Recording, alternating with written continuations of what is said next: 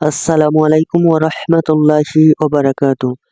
সুপ্রিয় ষষ্ঠ শ্রেণীর শিক্ষার্থীবৃন্দ, আজকে তোমাদের হচ্ছে গণিত বই অধ্যায় ১ স্বাভাবিক সংখ্যা ও ভগ্নাংশ অনুশীলনী হচ্ছে ১.২ এর পৃষ্ঠা ১০ থেকে ১১ এর ১ থেকে ১ নং থেকে ৭ নং প্রশ্নের উত্তরগুলো সম্পর্কে আলোচনা করব। প্রিয় শিক্ষার্থী, তুমি যদি আমার এই চ্যানেলে নিয়মিত ভিডিও দেখো তাহলে তোমাদের আর কোনো গাইড বই কিনতে হবে না ইনশাল্লাহ। সুতরাং চ্যানেলটি এখনই সাবস্ক্রাইব করে পাশে থাকতে পারো। চলো শুরু করা যাক।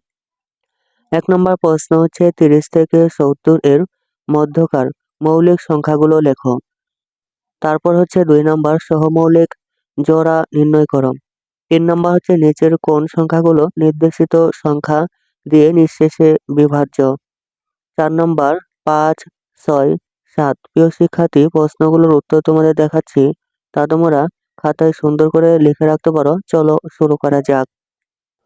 ষষ্ঠ শ্রেণীর গণিত বই অধ্যায় ১ স্বাভাবিক সংখ্যা ও ভগ্নাংশ, পৃষ্ঠা হচ্ছে ১০ থেকে ১১, অনুশীলনী ১.২ ১ নং থেকে ৭ নং প্রশ্নের উত্তর। ১ নম্বর প্রশ্ন হচ্ছে ৩০ থেকে ৭০ এর মধ্যে মৌলিক সংখ্যাগুলো লেখো। সমাধান: আমরা জানি যে সকল সংখ্যার এক বা সেই সংখ্যা ছাড়া অন্য কোনো গুণনীয়ক নেই, তাদেরকে মৌলিক সংখ্যা বলা হয়। ৩০ থেকে ৭০ এর মধ্যে মৌলিক সংখ্যাগুলো হলো ৩১, ৩৭, ৪১, ৪৩, ৪৭, ৫৩, ৫৯, ৬১, ৬৭। ২ নাম্বার সহমৌলিক জোড়া নির্ণয় করো। ক নাম্বার হচ্ছে ২৭, ৫৪। সমাধান: ২৭ ও ৫৪কে মৌলিক গুণনীয়কে বিশ্লেষণ করে পাই। প্রিয় শিক্ষার্থী, ২৭কে ভাঙিয়ে পাই হচ্ছে সবচেয়ে ছোট মৌলিক বিজোড় সংখ্যা হচ্ছে ৩। ২৭কে ৩ দ্বারা ভাগ করলে হয় ৯।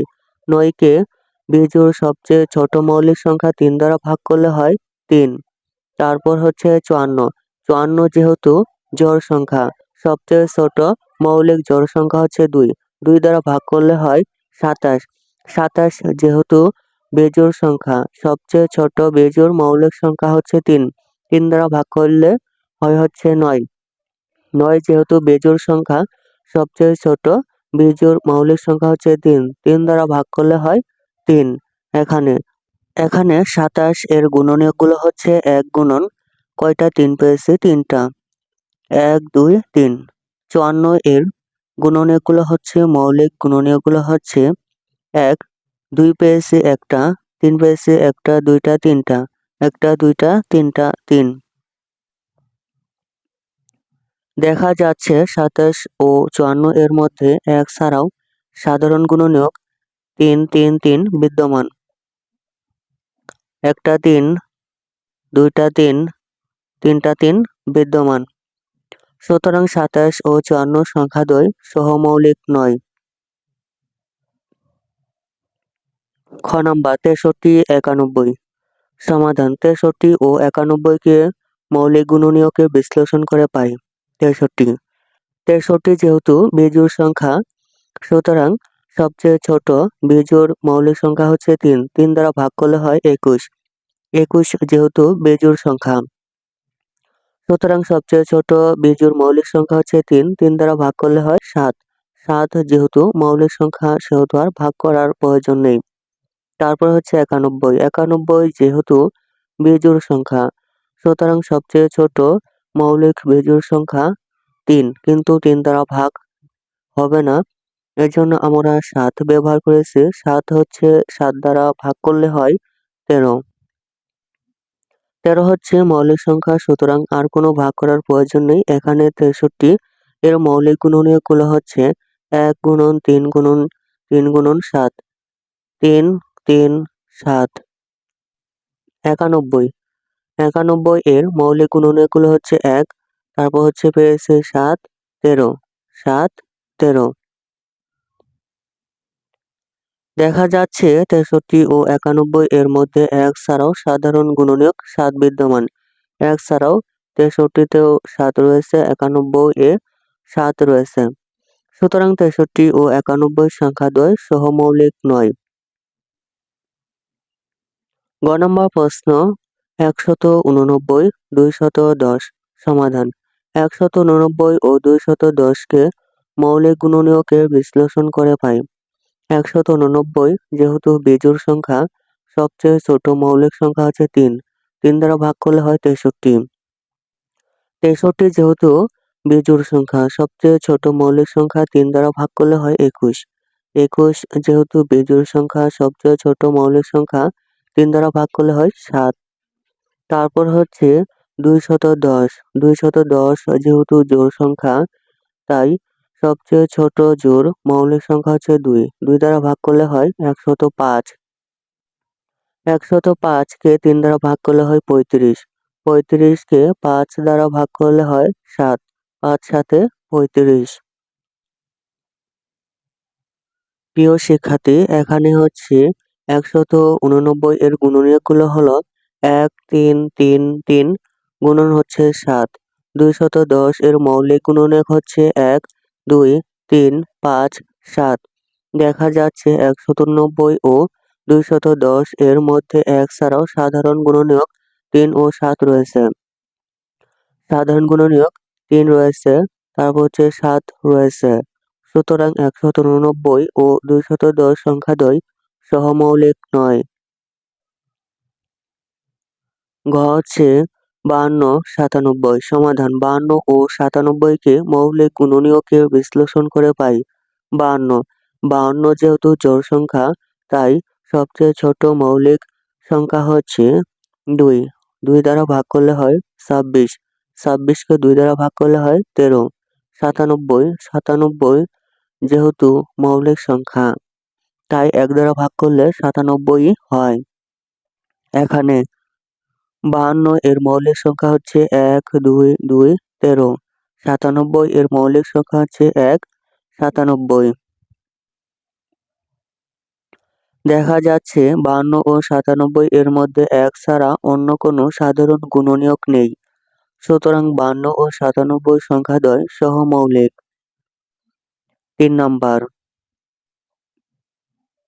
৩ নম্বর প্রশ্ন হচ্ছে নিচের কোন সংখ্যাগুলো নির্দেশিত সংখ্যা দিয়ে নিঃশেষে বিভাজ্য? ক নাম্বার ৩ দ্বারা বিভাজ্যতা পরীক্ষা। ৫৪৫, ৬৭৭৭, ৮৫৩৫। সমাধান। প্রথম সংখ্যা ৫৪৫। ৫৪৫ সংখ্যাটি ৩ দ্বারা বিভাজ্য কিনা তা নির্ণয় করার জন্য অঙ্কগুলো যোগ করি।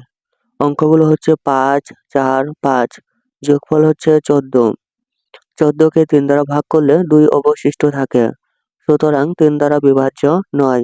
তাই ৫৪৫ সংখ্যাটি ৩ দ্বারা বিভাজ্য নয়। দ্বিতীয় সংখ্যা হচ্ছে ৬৭৭৭। সংখ্যাগুলোর যোগফল হচ্ছে ২৪। অঙ্কগুলোর যোগফল ২৪। ২৪কে ৩ দ্বারা ভাগ করলে হয় ৮। ৩ ৮ ২৪। ৩ দ্বারা যা সংখ্যা হচ্ছে ৩ দ্বারা বিভাজ্য। তাই ৬৭৭৭ সংখ্যাটি ৩ দ্বারা বিভাজ্য। তারপর তৃতীয় সংখ্যা ৮৫৩৫। অঙ্কগুলোর যোগফল ২১। ২১কে ৩ দ্বারা ভাগ করলে হয় ৭, যা ৩ দ্বারা বিভাজ্য। তাই ৮৫৩৫ সংখ্যাটি ৩ দ্বারা বিভাজ্য। তাহলে ক এর উপসংহারগুলো হলো ৬৭৭৭ এবং ৮৫৩৫ সংখ্যাগুলো ৩ দ্বারা নিঃশেষে বিভাজ্য, কিন্তু ৫৪৫ নিঃশেষে বিভাজ্যতা নয়। খ নম্বর হচ্ছে ৪ দ্বারা বিভাজ্যতা পরীক্ষা। ৮৫৪২, ২১৮৪, ৫২৭৪। সমাধান। প্রথম সংখ্যা হচ্ছে ৮৫৪২। ৪ দ্বারা বিভাজ্যতা নির্ণয়ের নিয়ম। সংখ্যার শেষ ২ অঙ্ক ৪ দ্বারা বিভাজ্যতা হলে পুরো সংখ্যা 4 দ্বারা বিভাজ্য।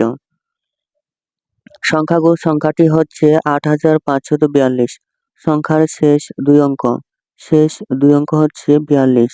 ৪২কে ৪ দ্বারা ভাগ করলে হয় ১০.৫, যা ৪ দ্বারা বিভাজ্য নয়। তাই এত সংখ্যাটি ৪ দ্বারা বিভাজ্য নয়।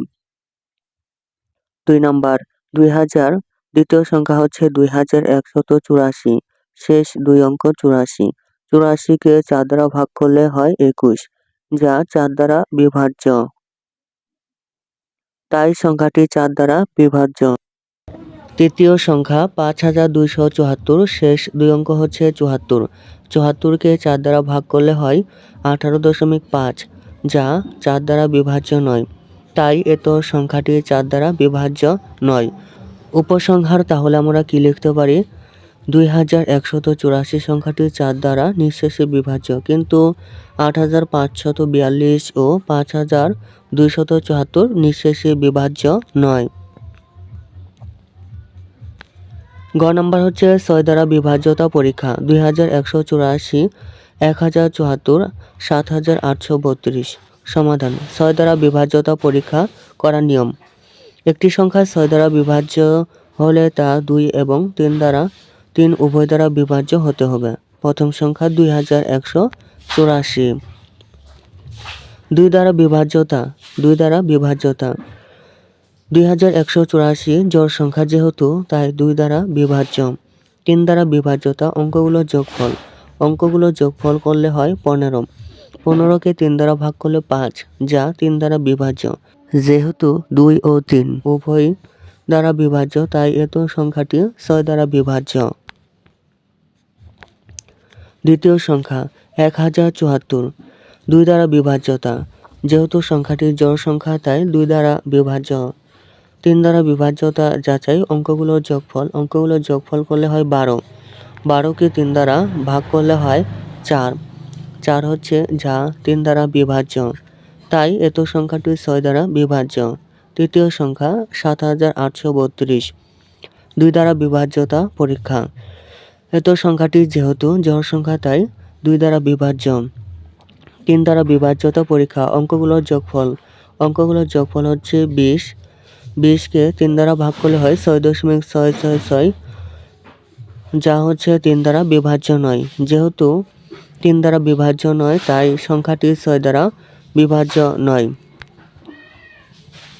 উপসংহার 2184 ও 1074 সংখ্যাগুলো 6 দ্বারা নিঃশেষে বিভাজ্য, কিন্তু 7832 নয়, নিঃশেষে বিভাজ্য নয়।